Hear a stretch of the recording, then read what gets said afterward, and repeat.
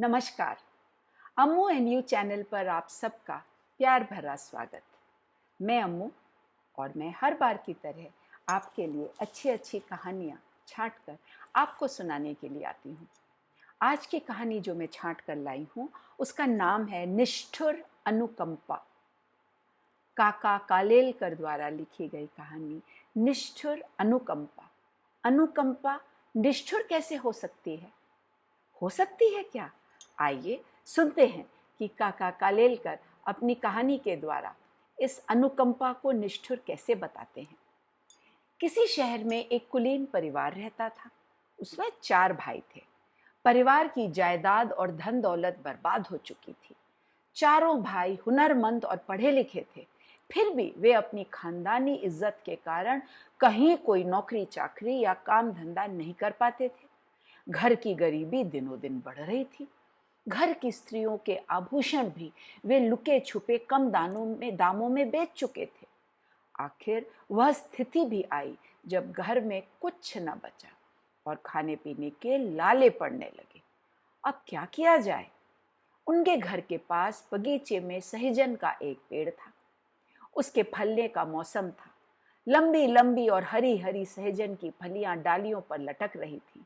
जब शाम हो जाती और चारों तरफ कुछ सन्नाटा छा जाता तो उन चारों भाइयों में से कोई उस पेड़ पर चढ़ जाता और फलियों को तोड़कर नीचे गिरा देता। कुछ रात बीते एक कुंजड़िन आती और सहजन की फलियां खरीद कर ले जाती। इससे जो थोड़े से पैसे मिल जाते उन्हीं से उस परिवार का निर्वाह होता। खुलकर बेचने के लिए उनको शर्म आती थी। दिवाली के बाद एक दिन उनका एक रिश्तेदार उनके घर आया। उसे इन लोगों की बुरी दशा की जानकारी न थी। जब भोजन तैयार हुआ तो बड़े भाई ने बहाना बनाया, आज मेरा सोमवार का व्रत है, मैं खाना न खाऊंगा। दूसरे ने कहा, मेरे पेट में दर्द उठ रहा है, डॉक्टर ने खाने को मना किया है। तीसरे भाई का कहना था कि उसे अपने दोस्त के घर दावत में जाना है, अतः वह शरीक न हुआ। सबसे छोटा भाई घर में आए हुए मेहमान के साथ खाना खाने बैठा। 2 थालियां लगाई गई। जब दोनों जन खाने बैठे तो बूढ़ी माँ मेहमान से खाने का खूब आग्रह करती रही, लेकिन उसने अपने छोटे लड़के को जरा भी न पूछा। वह लड़का भी सधा हुआ था। कोई चीज परोसी जाती इससे पहले ही हाथ हिलाकर कह देता, अरे अरे माँ मुझे नहीं चाहिए, अरे माँ नहीं। इस तरह 2 बार भोजन करने पर मेहमान ताड़ गया कि ये लोग गरीबी के शिकार हो रहे हैं। फाका कशी के मारे घर की हालत खराब है, खाने पीने की तकलीफ बढ़ गई है, फिर भी इन्हें फिक्र नहीं है। किसी तरह उस रात का खाना खाकर वह मेहमान बरामदे में सो गया। सो क्या गया, उसने सोने का ढोंग रचाया। करीब 10 बजे रात को वो कुंजड़िन आई। बड़े भाई ने बड़ी सावधानी से बिल्ली की तरह दबे पैरों से पेड़ पर चढ़कर सहजन की काफी फलियां तोड़ी। कुंजड़िन जानती थी कि इस वक्त इनकी गरज है, वह जो दाम देगी वही ले लेंगे, ज्यादा पैसे उससे न मांगेंगे, घर में मेहमान जो है। जब बड़ा भाई टोकरी में सहजन की फलियां लेकर कुंजड़िन के पास आया तो उसने दाम बहुत कम दिए और कहा, आजकल सहजन की मांग नहीं है, मुझे भी बाजार में लाभ नहीं मिलता, अब मैं तुमको पहले की तरह ज्यादा कीमत नहीं दे सकती, तुम्हारी गरज हो तो दाम लो, नहीं तो मैं तो चली। बड़े भाई ने मुंह पर हाथ रखकर कहा, तुम जितना देना चाहो दो, मगर जोर से मत बोलो, घर में मेहमान है, बरामदे में ही सो रहे हैं, जाग जाएंगे, हमारी बेइज्जती होगी। कुंजड़िन ने इस मौके का लाभ उठाकर उन फलियों के दाम और भी घटा दिए। लाचार होकर बड़े भाई को उतने ही पैसे लेने पड़े जितने कुंजड़िन ने दिए। कुंजड़िन चली गई। चारपाइयों पर सब लोगों के जोर जोर से खर्राटे सुनाई पड़ने लगे। एकमात्र मेहमान अब भी जाग रहा था। वह दूरदर्शी तो था ही। उसने सोचा, यह कितना अच्छा प्रतिष्ठित खानदान है। झूठी और बनावटी इज्जत के ख्याल से ये नौजवान लड़के खाने पीने की तकलीफ बर्दाश्त कर रहे हैं और इस मामूली सहजन के पेड़ के भरोसे अपना गुजारा कर रहे हैं। वह चुपचाप उठा बरामदे के एक कोने में पड़ी कुल्हाड़ी उठाई और बिना किसी आहट के सहजन के पेड़ के पास पहुंचा। पेड़ की जड़ के पास से काटकर धरती पर पेड़ को गिरा दिया। फिर पौ फटने से पहले ही नीम अंधेरे ही मेहमान उस घर से चला गया। सवेरा हुआ, बड़े भाई ने उठकर देखा कि मेहमान बरामदे से गायब और बगीचे में सहजन का पेड़ कटा पड़ा है। घर को सहारा देने वाले किसी बुजुर्ग के मरने से जो मातम छा जाता है, वैसा ही उस परिवार पर छा गया।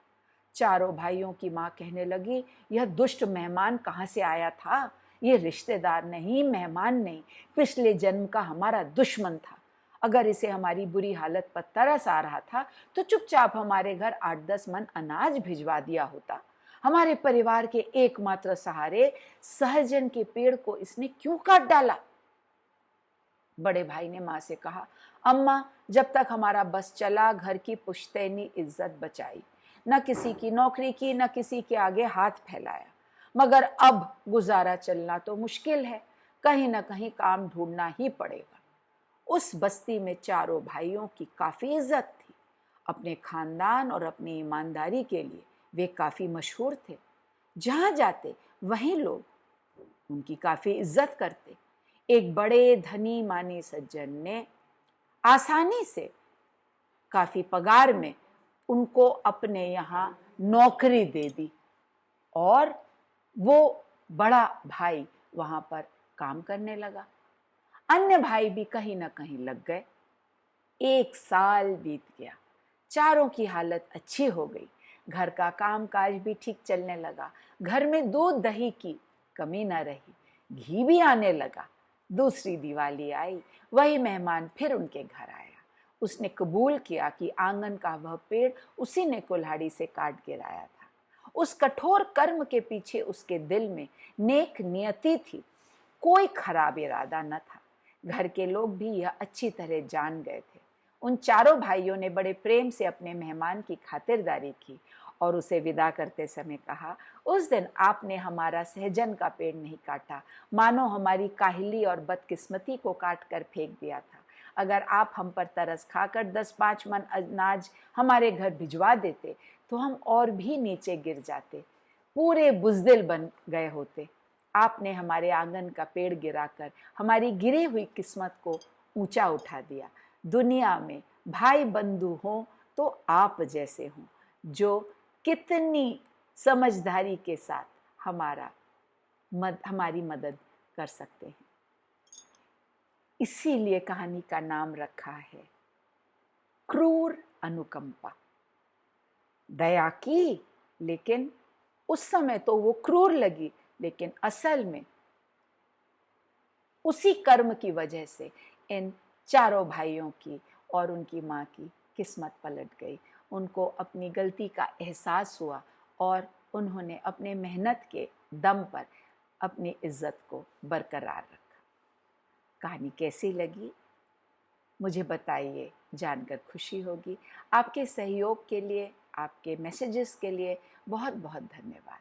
कहानी सुनने के लिए बहुत धन्यवाद और मेरा इंतज़ार करिएगा। मैं जल्दी ही एक और कहानी ऐसे ही एक अच्छे प्रसिद्ध लेखक के लेकर आपके सामने प्रस्तुत होंगी। तब तक के लिए आज्ञा दीजिए। नमस्ते।